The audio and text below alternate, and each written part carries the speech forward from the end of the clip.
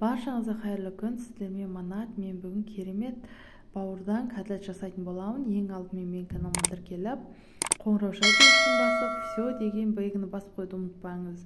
Мен керекті бауырларымды осылай блендердің көмегімен езіп алдым, және пияздарымызды кішкене турап алып, осылай майда ұсақ етіп турап алатын боламын. Пиязымды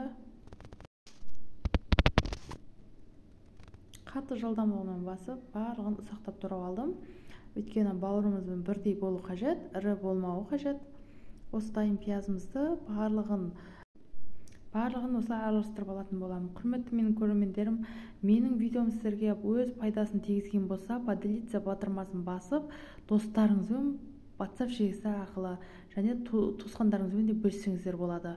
Бір жұмыртқамды жарып аламын және сүтімді қосып, барлығын жақсылап бір келке массаға келгенше осылай қасықтың көмегімен араластырып аламын.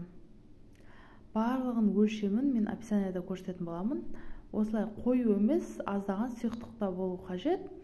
Және дәмдеуіштерге мен бір ас қасық сұйық май және тұз, қара бұрыш және қызыл бұрыш қосатын боламын. Дәміне қарай өздеріңіз дәмдеуіштер қоса бересіздер. Жарты шай пиялаймен осылай ұн салып, жақсылап бір келкі массаға келгенше араластырып аламын. Және майымызды отқа қыздырып, осылай ожаудың көмегімен мен дайын массамызды майдың бетіне осылай құйып отыратын боламын.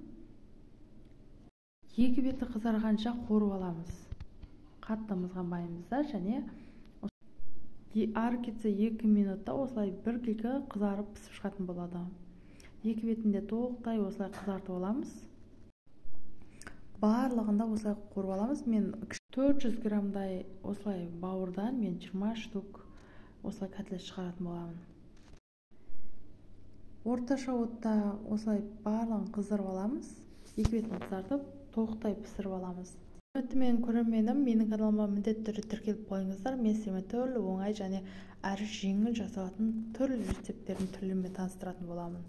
Салаттар, балықтар, түрлі рецепттермен таныстырсаңыздар болады.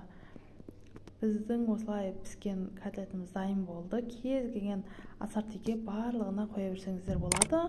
Менің каналыма тіркеліп, қоңырау белгісін басып кетуді ұмытпаңыз.